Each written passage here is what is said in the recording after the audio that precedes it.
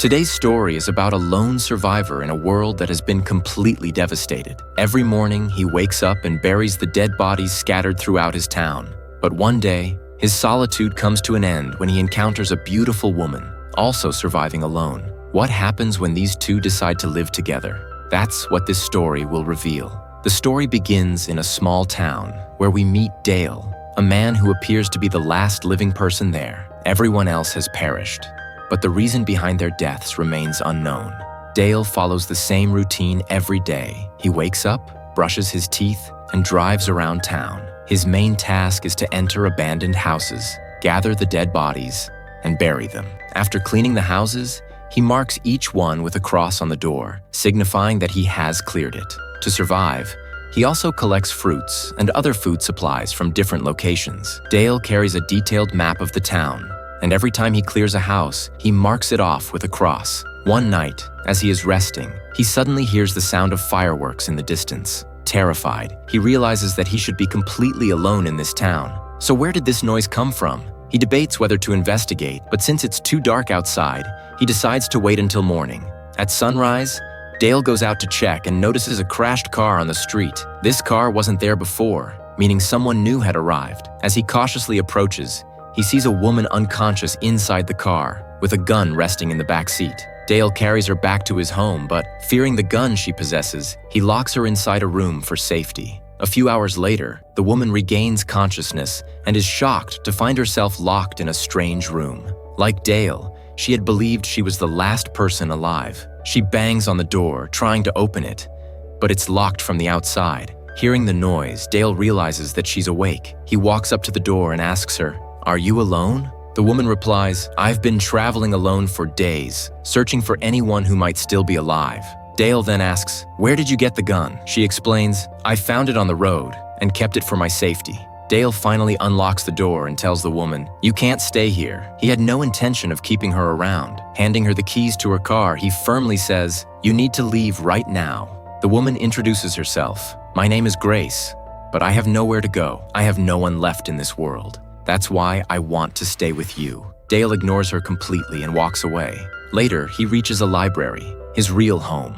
The place where he had taken Grace earlier wasn't actually his house. He had only taken her there temporarily. But Grace follows him to the library. Dale doesn't say a word, but he hands her some food. As she eats, Grace looks around and says, "All I see are dead bodies everywhere. This entire town is gone.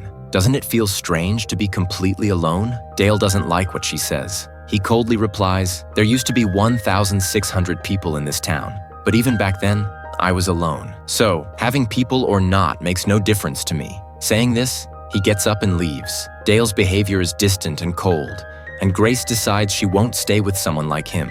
She walks back to her car and starts the engine, ready to leave. Just then, Dale appears again. Something has changed. He has realized his mistake. Looking at her, he finally says, "You can stay." Grace accepts and decides to live with him. Dale opens up and tells her about his daily routine. He explains that every day he visits a house, gathers the dead bodies, and buries them. He also tells her that they need to collect all the electronic devices they can find since resources are limited. Together, they enter a house, retrieve a body, and bury it with respect. As they are about to leave, Grace stops him and says, "These were people. We should at least say a prayer for them." Dale, moved by her words, agrees, and they pray together. As time passes, their bond grows stronger.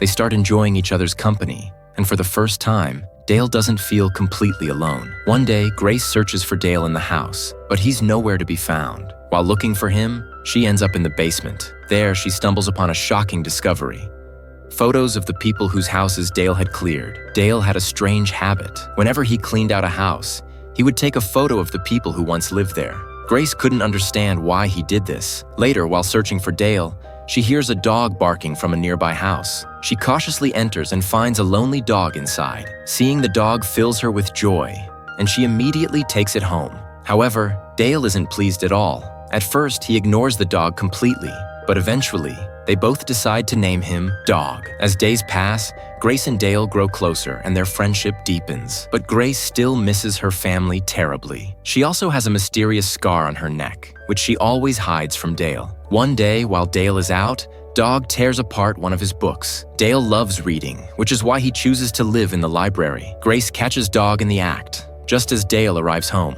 feeling guilty, Grace apologizes. Dale simply says, "It's okay. I'll handle the dog. You just pick up the book." But as soon as Dale tries to lift Dog, the dog bites his hand. Grace immediately cleans his wound and applies medicine. The next day, Dog is nowhere to be found. Grace searches frantically, calling out for him, but there's no trace. She grows restless because she had started to love the dog deeply. When she tells Dale, he calmly replies, "Don't worry, we'll find him soon." They spend hours searching, but Dog is nowhere to be found. Then it hits Grace like a shockwave. Dale killed the dog. Overwhelmed with anger and sadness, Grace starts drinking heavily. Frustrated, she storms into the basement, grabs the pile of photos Dale had collected, and throws them at him. "Why do you keep these photos? You don't even know these people. You don't care about them. You don't even pray for them after burying them." Dale looks at her silently for a moment. Then, with a heavy voice, he finally says, "I wasn't always like this. I once had a family too." Saying this, he walks away, leaving Grace stunned. Dale takes Grace to his house, and for the first time in a long while, Grace feels at peace. Understanding that Dale must have gone through something terrible, she finally forgives him. Now, just like before, they continue cleaning abandoned houses, but this time, they work separately. To stay in touch, they use walkie-talkies while working. Within a few days, most of the houses have been cleared, leaving only a few remaining. One day, while searching for a new house to clean, Grace ventures further than usual. She soon finds a house that seems untouched. Excited, she calls Dale over through the walkie-talkie. When Dale arrives, Grace is already inside, cleaning the place. But the moment Dale steps in, he freezes. His expression changes completely, and he softly says, "We don't need to clean this house." Grace immediately understands. This is Dale's home, the house where his family once lived and died. Dale, unable to face the sight of his family's remains, hesitates. But then, gathering his courage, he finally decides to clean his home with Grace's help. Together, they bury his family, and for the first time in a long time, Dale prays for them.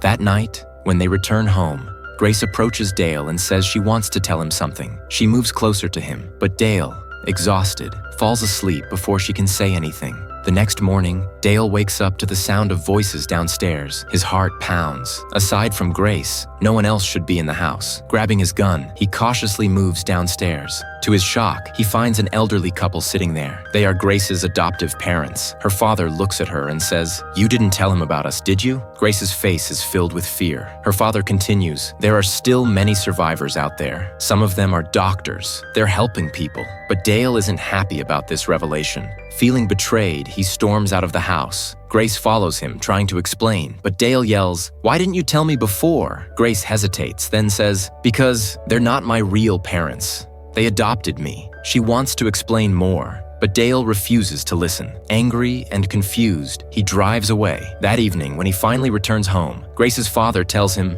"We're taking Grace to California. If you want, you can come with us." But Dale refuses immediately. Before leaving, Grace's father writes down their address in a book and hands it to him.